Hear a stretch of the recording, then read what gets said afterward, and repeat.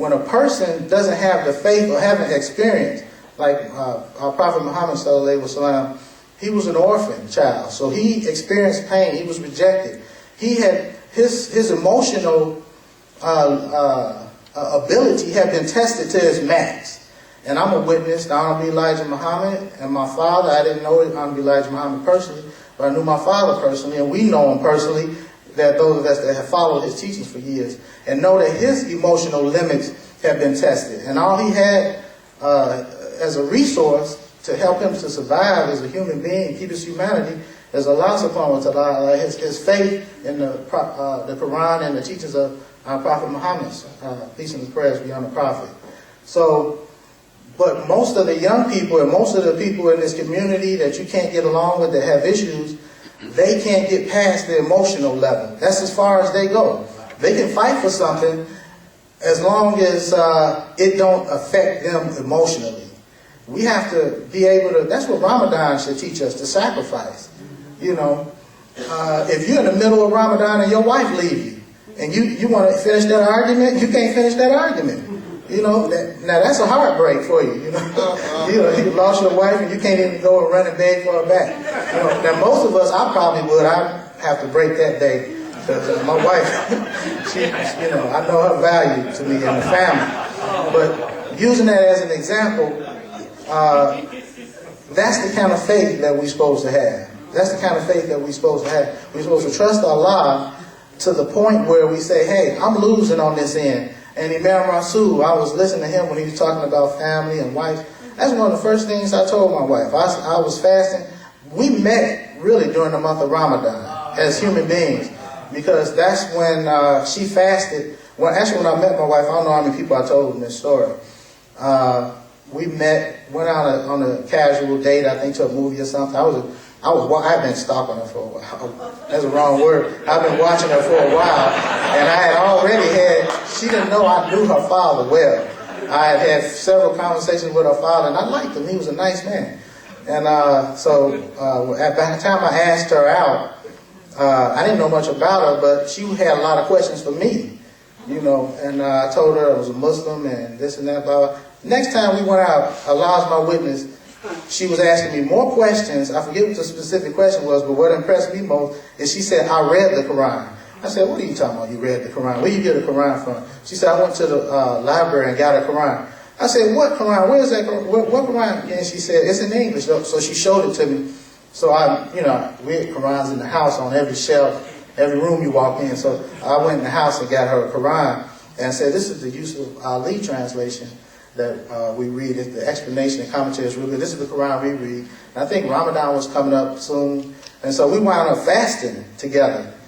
So our relationship was real peaceful, and Allah was guiding it, you know, because I was real conscious about being on my best, you know, the best Muslim male that I could be. Because I was, you know, when I met her, I don't know why, but some of you all may have experienced this, but I could sense that I felt she was in love with me after the first time we dated.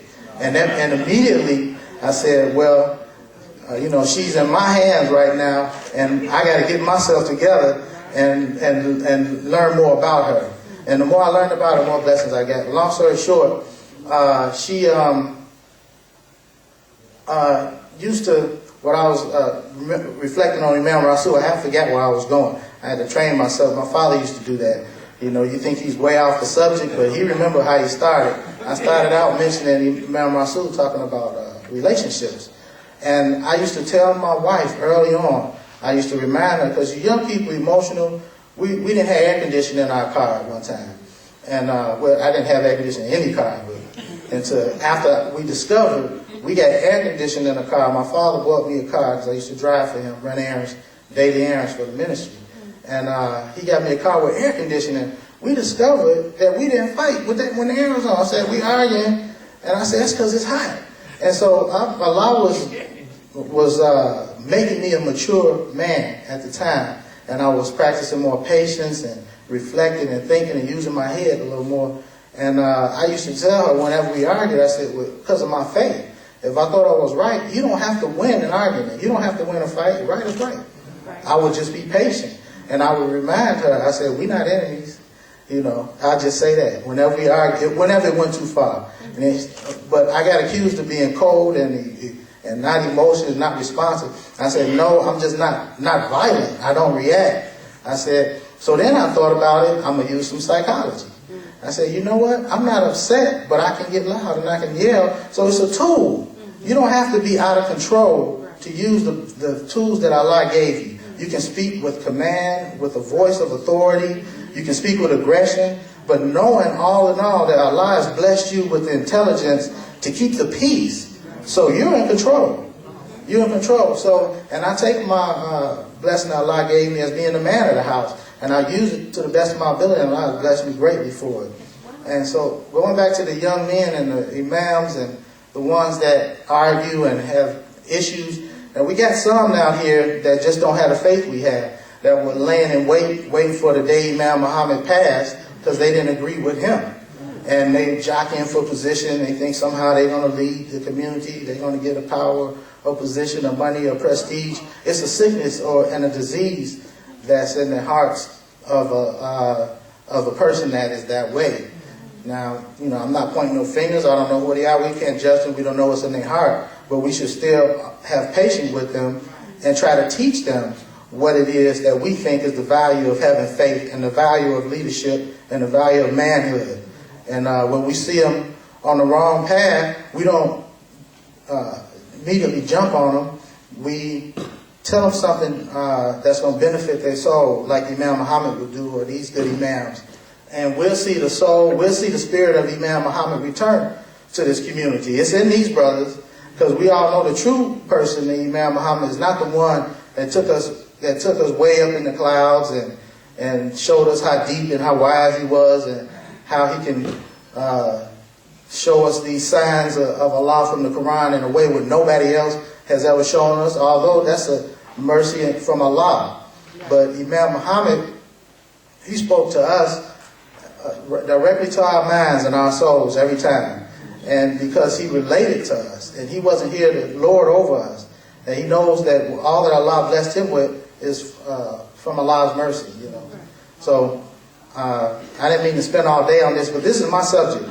You know, I love, my subject is trying to share what Allah has blessed me with. And what I feel that is the most valuable thing that Allah has blessed me with is some peace of mind and peace in my soul and in my heart and in my life, and the love for humanity and the love for each other. You know, I want to see you doing good more than, because you know, we know where our abilities are. We know where Allah blesses us, and we know our flaws and our faults. If we want our children, our youth to be successful, ask them to stand up and be strong. I fasted as a young man. I was 7 years old. Y'all remember how long those days were, those hot days. I remember fasting and not experiencing that feeling and didn't know what was happening to me. But my conviction, because of the faith that I knew in my family, I was ready to give my life. And my father, he preached it every day, twice a week, through that a Muslim faith should be so great that he's ready to die before he turns away from his faith. So I was, you know, every time I'm faced with something, my mind and my spirit is trained. Well, I'm ready to die no matter what. If something is coming in between my belief in Allah and what I know makes me the person that I am, that my life has no value. Not crazy, but my life has no value over what Allah has ordered for me. So this is what the strength that our children, the youngsters, need. Most of them are weak, and I hate to say that, because even when I was a young man in school, I used to see that. They would rather join something that is popular than to stand out and be a leader and stand up for something that's unpopular. That's just the way they are. They ain't going to join us, because unless we change our strategy and we show them some love, show them some value. And if you think they don't want to you, and they say, oh, you know, I don't deserve all this, then you blew it. You blew it. I can fool them. I don't know about you, but if you love somebody, you can fool them. If you love them enough, you can fool them and make them feel better about themselves long enough for them to get strong enough. You know, because look at me. Every time I've been asking my wife for 20 years, am I fat? She tell me no every time. I'm starting to believe it. That's a joke, though. But it's the truth. It's the truth. So if